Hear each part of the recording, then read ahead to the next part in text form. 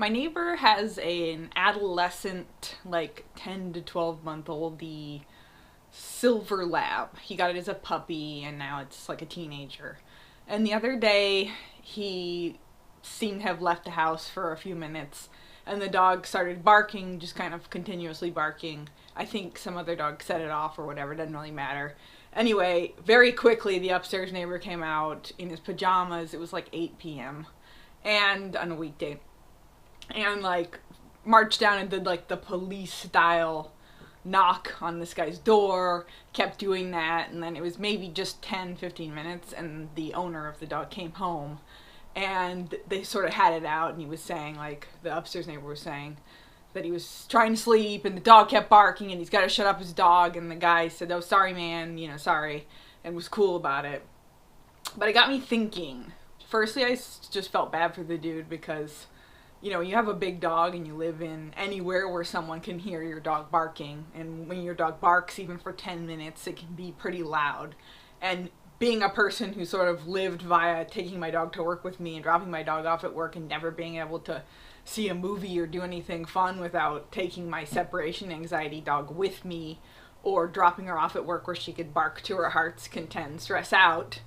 I feel people whose dogs bark. It's rough. And there's not like a ton of really great options. If you are not a dog trainer, you can't take your dog to work.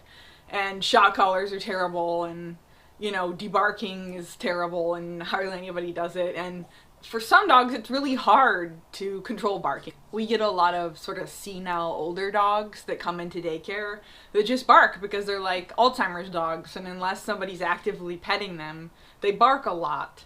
And a lot of daycares won't even take them because daycares that are in urban areas are zoned for an urban area don't want a dog barking all day. But what is that person supposed to do? And daycare's really expensive, but leaving your dog at home, even these people live in houses a lot of the time, and their dog, can't be out in the yard all day, can't hold its pee all day, and barks. So it's a rough situation. I feel you. No matter what your situation is with a dog barking, it's rough. But I also felt kind of bad because I'd seen this guy with this dog since it was a puppy, and the dog's a really nice dog, and the guy would walk it off leash a lot around, which isn't really cool, but the dog would follow really close to him, and he seemed to be doing everything that like a traditional Google search of dog training or watching YouTube videos or whatever dog trainers would suggest, like, kind of thing.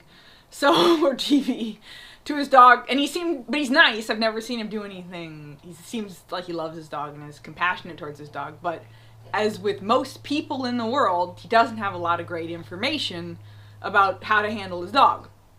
And you can tell that even because he has a silver lab, and I'm going to do some gross stereotyping in this video, so just hang with me here. But in my area, almost all the silver labs I've ever worked with lose their hair.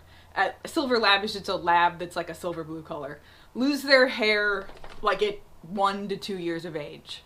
And if they don't lose all their hair, it becomes like this coarse outer coat and no undercoat. It's like a sparse, weird hair. They generally get leathery, weird ears.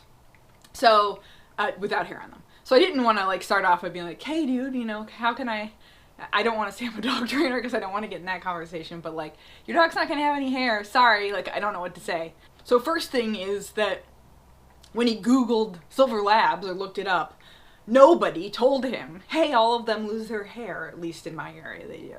So that's what point number one, is just rough to be a dog person. There's a ton of misinformation out there.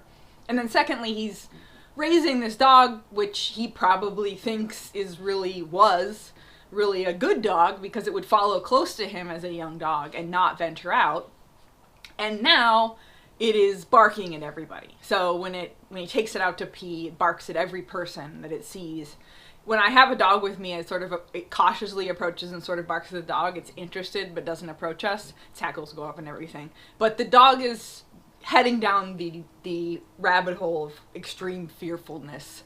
But I'm sure, based on all the information, and he may have taken training classes or whatever, he felt like his dog sticking really close to him and not venturing out as a puppy and through adolescence was a really good sign, like he'd done a really good job of training it. But actually, it's a sign that the dog is not socializing itself and not exploring and going down that rabbit hole of fearfulness. And nobody would tell you that, even your dog trainer. But there was sort of a deeper overarching theme here that bothered me a little, which was that, and this is where my gross stereotyping comes in, if you're sort of raised in a society where the stereotypical guy is kind of macho-y, and then you go into dog training with this stereotype imposed on you or your dog in some way, and lots of dog training is sort of macho-y, not to like throw macho-iness under the bus, but is like, you need to get control of your dog should listen to you, you need to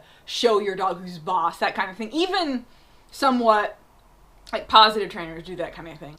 It doesn't teach you how to build relationships with other living things, which is what one of the wonderful things that owning a dog can do for you, is that even though dog body language is different from our body language quite a lot, or dog language in general, the idea of building trust, how to build long-term relationships, how to communicate to other individuals, how to understand what an individual is trying to communicate to you and respect that and work with that, and if you need to modify behavior in that individual, how to do that in a compassionate way that builds strength between the relationship. And I kind of cringe whenever I hear people go like the dog-human bond or relationship building, because it makes it sort of seem woo-wooey, like just be yourself kind of advice. We're like, what does that mean?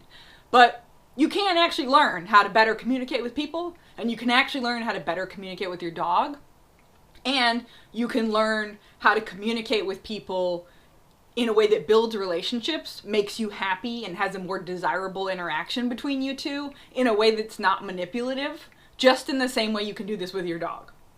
So kind of as I was watching this unfold, I was thinking, like, we've done a disservice on many levels, which is that there's not really any great dog training information out there for people. There's not a lot of sympathy for you if your dog does bark for 15 minutes while you ran out to the grocery store or whatever. And also, there's not really any tools on like how to build relationships in general, which is why I love dog training, is because I don't see really much difference between building relationships with my dog and learning to understand my dog and doing the same thing for people. It's the same concepts, and if you're not being taught those concepts in life, it's going to be really hard to train your dog. And I'm aware that I'm totally imposing like a whole personality and life on this guy that I don't know at all. I've never even spoken to him. So like he could be a total jerk and just a jerk. I don't know.